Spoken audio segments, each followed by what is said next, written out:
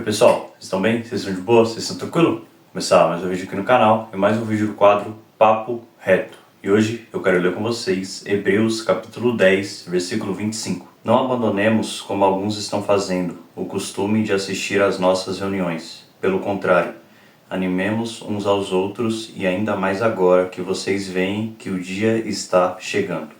Hoje em dia nós temos uma grande porcentagem de pessoas que se denominam cristãs no nosso país. O problema é que dessa grande porcentagem, uma boa parte dela é formada de pessoas que não frequentam igreja.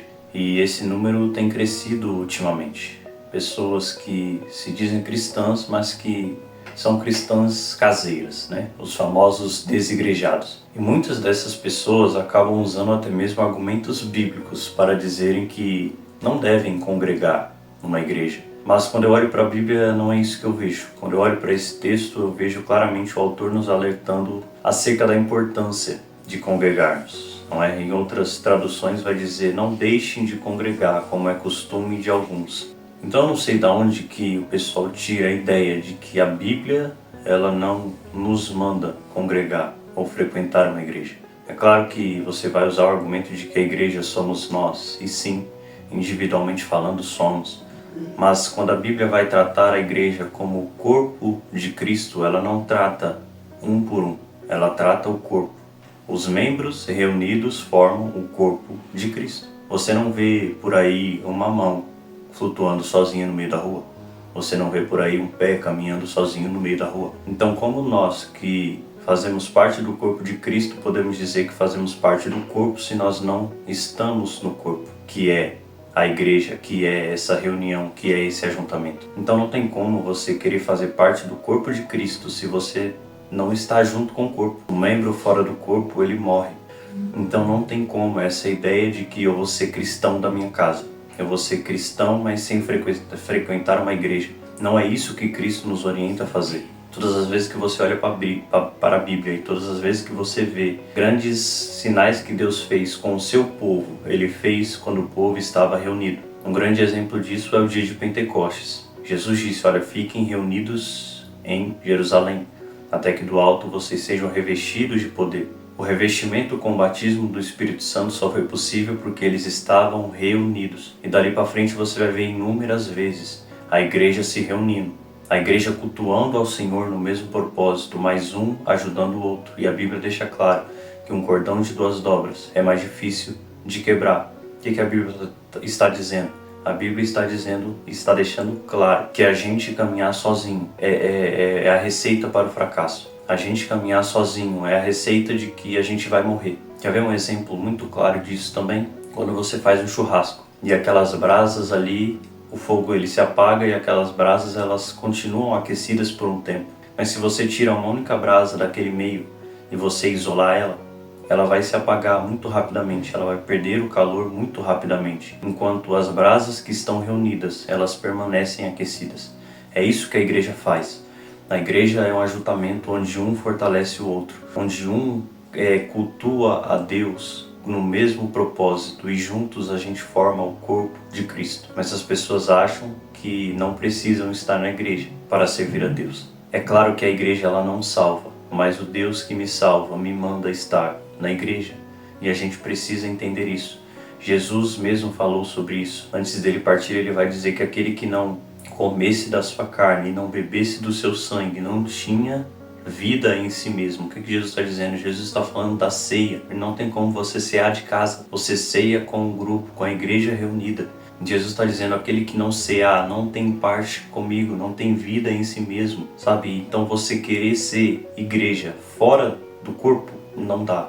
É claro que eu entendo que tem muitas pessoas hoje em dia que estão magoadas com a igreja. Eu entendo que muitas denominações nem deveriam ser chamadas de igreja, porque estão distorcendo o evangelho, estão distorcendo aquilo que Cristo mandou fazer, estão mais preocupadas com si mesmo do que com pregar a verdadeira palavra. Eu entendo isso. Mas na sua profissão, por exemplo, você não deixa de exercer a sua profissão porque uma pessoa está errada. Você não vai abandonar a sua profissão porque meia dúzia que fazem parte da sua profissão não trabalha direito. Então a igreja é a mesma coisa. Por que você abandona a igreja? Porque tem um ou dois ou três que te magoaram. Uma coisa que a gente precisa entender é que a igreja ela é composta de pessoas imperfeitas.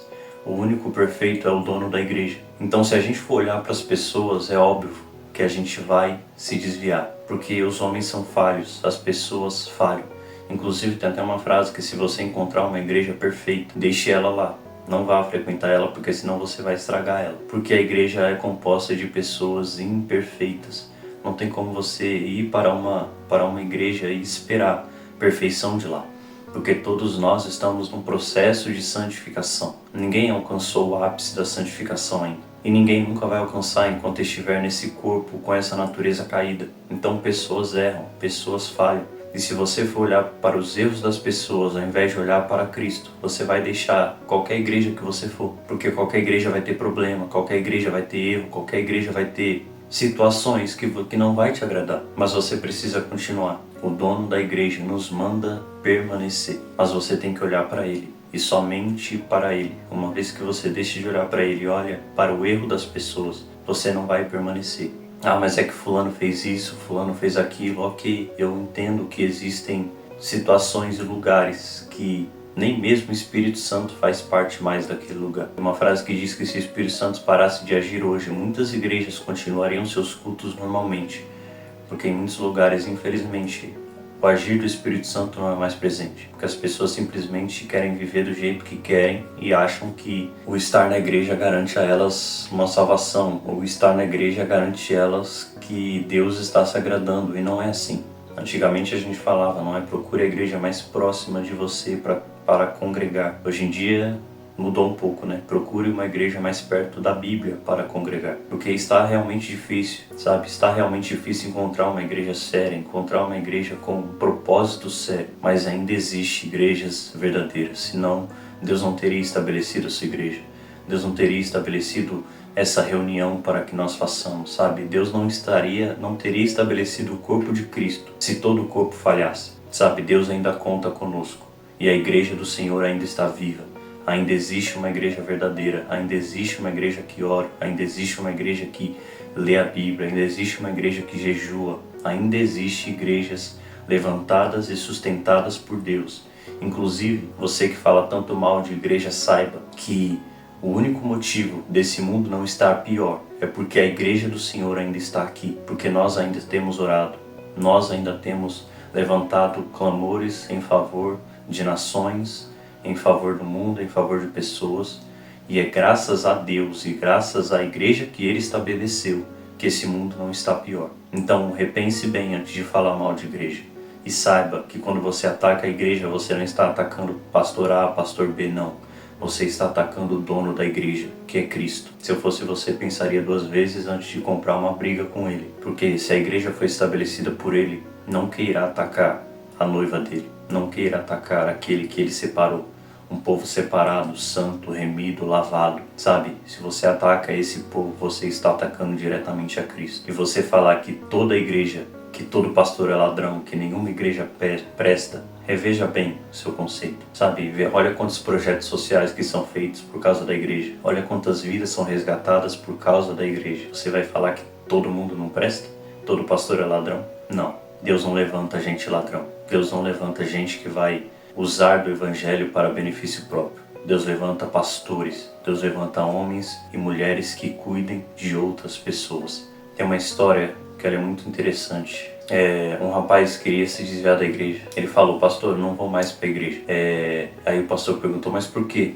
Ele falou, não, toda vez que eu venho existe um grupinho ali que fica falando mal da igreja, fica falando mal do culto, e todo culto é a mesma coisa, eles ficam ali reunidos e falando mal, eles não cultuam, então eu não vou mais ficar aqui não tem como mais ficar aqui, eu vou sair da igreja. O pastor falou, tá bom, só faz uma coisa antes, no próximo culto você vem e você vai encher um copo de água para mim, mas antes de você trazer até mim, você vai andar a igreja inteira, corredor por corredor, com um copo cheio d'água e trazer até mim.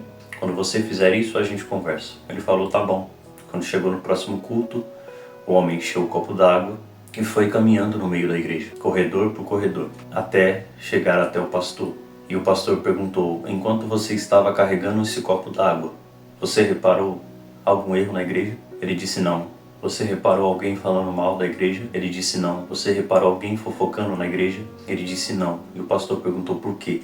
Ele disse porque eu estava concentrado em não derrubar a água do copo. Então, quando você está concentrado naquilo que Deus te chamou para fazer, você não vai olhar para defeito de A, defeito de B.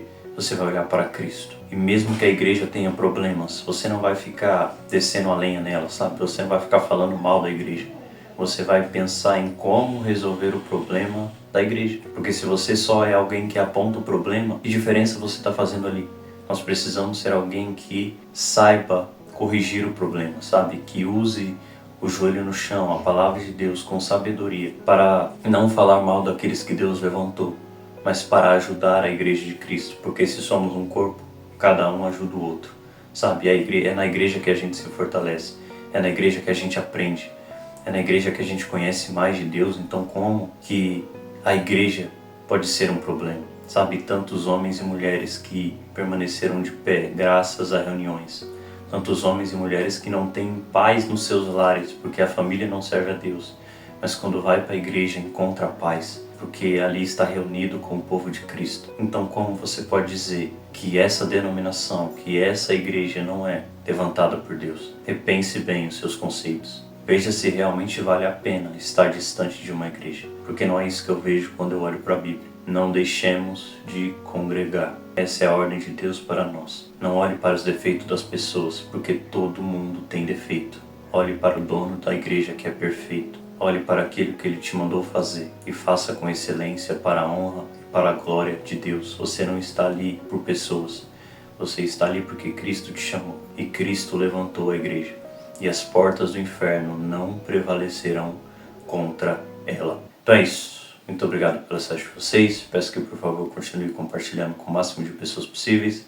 Pede para se inscrever aqui no canal, por favor. Ative o sininho para você receber notificação quando tiver de novo. Deixe seu like. É isso. Muito obrigado pela assistência de vocês. Até o próximo vídeo.